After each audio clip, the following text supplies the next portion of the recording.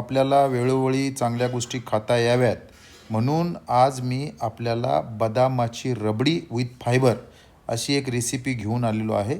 ती रेसिपी आपण काळजीपूर्वक पहा आणि घरच्या घरी करा की जेणेकरून आपल्याला ओमॅडमध्ये अधिक न्यूट्रिशन मिळेल। याच्यामध्ये पहिला जो इन्ग्रेडियंट आहे तो म्हणजे बदाम। आपल्याला माहित आहे की बदाम मध्ये फॅट मोठ्या प्रमाणात असतं, त्यामुळे 100 ग्रॅम बदामामुळे मध्ये साधारणतः 580 कॅलरी असतात। तर या 580 कॅलरीमध्ये हेल्दी फॅट जे आहे हे 50 ग्रॅम असतं। बदामामध्ये 100 ग्रॅम बदाम आपण घेतलेले आहेत। या 100 ग्रॅम बदामापासून आपल्याला 21 ग्रॅम प्रोटीन भेटणार आहे, 22 ग्रॅम कार्बोहायड्रेट भेटणार आहे आणि त्यातलं जे फायबर आहे ते केवळ 100 ग्रॅम मध्ये आपल्याला 12.5 ग्रॅम फायबर भेटणार आहे। यामध्ये आतमध्ये असलेली जी शुगर आहे ती जवळपास 4 ग्रॅम आहे, परंतु ती नॅचरल शुगर आहे। दुसरी गोष्ट व्हिटॅमिन आणि मिनरल। व्हिटॅमिन आणि मिनरलच्या बाबतीत याच्यामध्ये व्हिटॅमिन ई जे आहे ते तुमच्या आरडीएच्या 171% आहे। मॅग्नेशियम जे आहे ते 270 मिलीग्राम म्हणजे जवळपास 64% आहे। मॅग्नीज याच्यामध्ये मोठ्या प्रमाणात आहे। याच्यामधून आपल्याला फॉस्फरस जवळपास 69% भेटणार आहे म्हणजे 481 मिलीग्राम। कॅल्शियम 269 मिलीग्राम म्हणजे 27% तुमची गरज पूर्ण होणार आहे। पोटॅशियम तुमच्या 100 ग्रॅम बदामामध्ये 733 मिलीग्राम आहे म्हणजे 16% आहे आणि आयर्न 46%, कॉपर 115% आणि झिंक 28% आहे। दुसरा जो इन्ग्रेडियंट आपण याच्यामध्ये घेतलेला आहे जो आपण परत एकदा आपलं फायबरवर लक्ष आहे, कारण फायबर आपल्याला कमी भेटतो म्हणून हा जो आहे तो गम अरेबिक किंवा बाभळीचा गम किंवा बबुल गम याला असं म्हणतात। याच्यामध्ये कॅलरी फार नसतात, साधारणतः 300 कॅलरी, काही 200 पण म्हणतात, परंतु याच्यामध्ये कार्बोहायड्रेट म्हणजे जो सोल्युबल फायबर आहे त्याचं प्रमाण मात्र 83 to 95% आहे। फायबर सोडता याच्यामध्ये कोणतंही न्यूट्रिशन नाही, म्हणून फायबरचा सोर्स असल्यामुळे डिंकाचे लाडू हे मोठ्या प्रमाणावर घेतले जातात। तिसरा जो आपण इन्ग्रेडियंट घेतलेला आहे तो म्हणजे कोकोनट मिल्क, नारळाचं दूध। हे नारळाचं दूध आपल्याला घरच्या नारळाचं पण काढता येईल, परंतु आपण दूध वापरत नाही आणि नारळाला वर्षानुवर्ष अतिशय महत्व आहे। नारळाचा आपण आहारामध्ये दररोज समावेश करतो।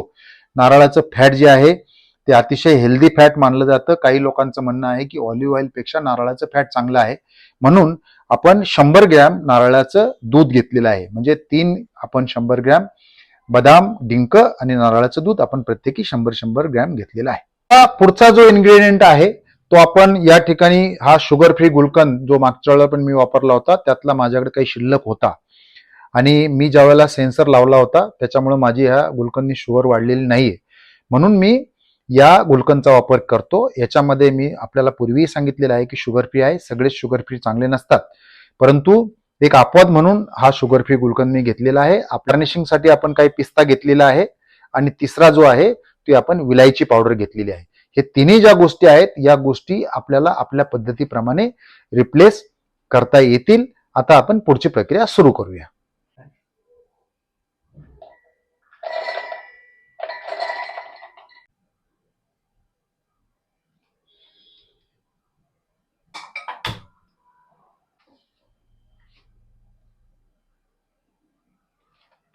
आता पुढची स्टेप जी आहे ते या 3 पैकी बदामाचं दूध, नारळ दूध आणि डिंक हे अर्ध आपण कढईत टाकून गॅस चालू केलेला आहे आणि ह्या कढईतल्या याला आपण आता गरम करणार आहोत। हे जे बदामाचं दूध आहे हे आपण पहा एक पैकी छान पैकी घट्ट असं दूध झालेलं आहे। आता हे जर तुम्ही पाहिलं तर हे छान पैकी घट्ट होत आलेलं आहे, म्हणून आपण आता आपले 100 ग्रॅम जे नारळाचं दूध आहे त्यापैकी अर्ध नारळाचं दूध आपण टाकत आहे।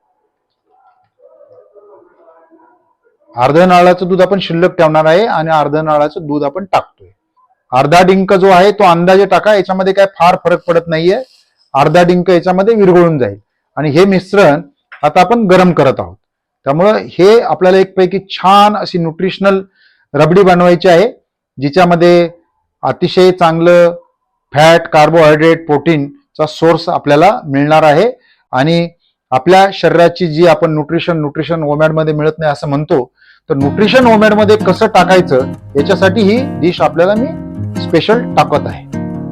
आता हे गरम होत आहे, परंतु या गुलकंदचा एकदम छान पैकी कलर येणार आहे, म्हणून आपण अर्धा गुलकंद याच्यामध्ये आता टाकून घेऊया आणि अर्धा गुलकंद जर तुम्ही टाकला तर हे हलणार आहे. तुम्हाला जर याच्यामध्ये कमी टाकायचं असेल तर कमी टाका, किंवा गुलकंद जर नसेल टाकायचा कारण तर त्याच्याऐवजी तुम्हाला शुगर फ्री टाकता येईल.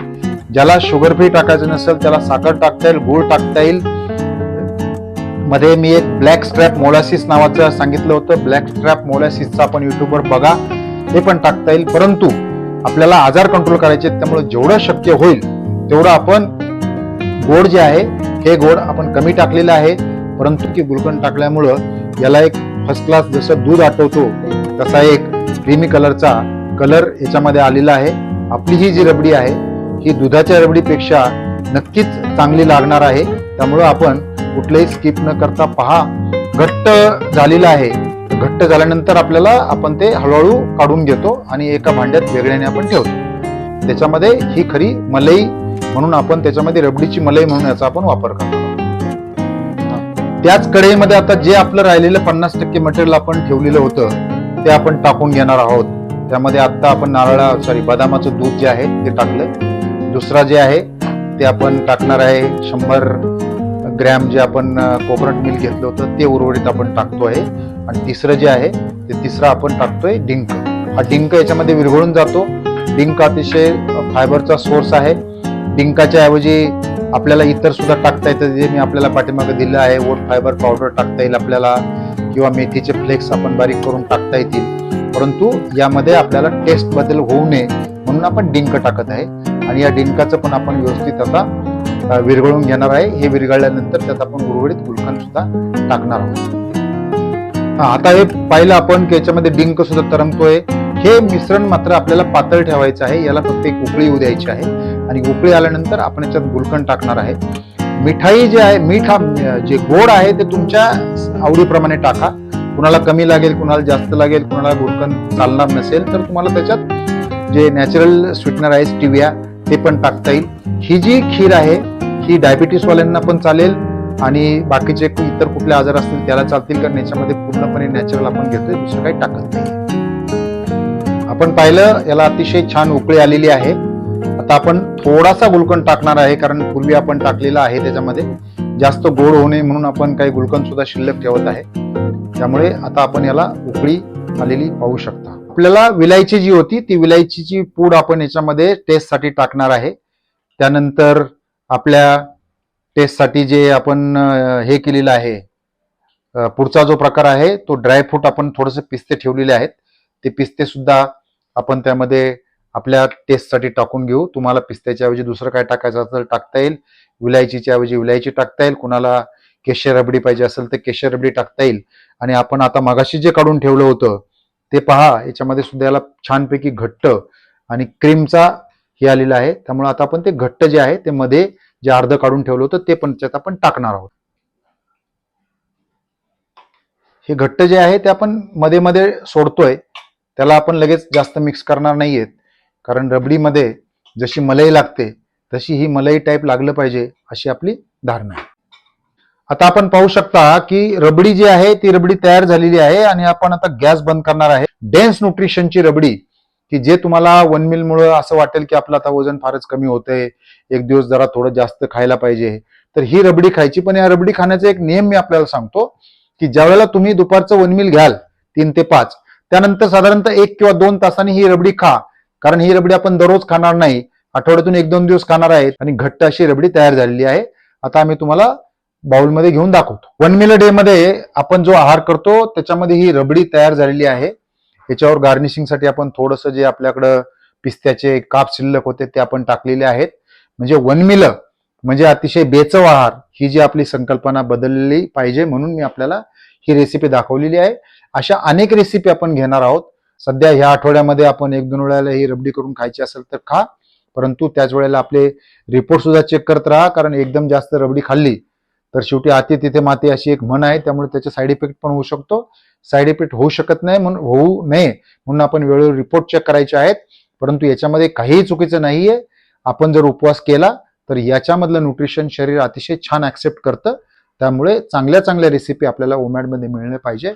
आपण याबाबत न्यूट्रिशनमध्ये बरेच मिनरल भेटतात, व्हिटॅमिन भेटतात, हे पण मी आपल्याला सांगितलेलं आहे. त्यामुळे अशा चांगल्या चांगल्या रेसिपी आपण शक्यतो प्रत्येक आठवड्याला आणण्याचा प्रयत्न करणार आहे. आपण अतिशय चांगलं जीवन जगावं अशी माझी अपेक्षा आहे.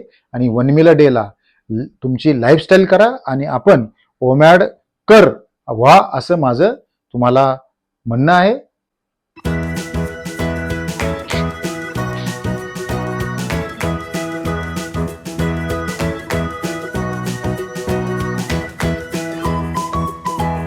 त्यामुळे याच्या इतकी हेल्दी रबडीची रेसिपी आपल्याला भेटणं फारच अवघड आहे. आणि आपण जर पाहिलं तर एकदम घट्ट अशी हे झालेली आहे. मी जरा टेस्ट करून बघतो. फक्त गोड आपण आपल्या पद्धतीप्रमाणे ऍडजस्ट करायचं आहे.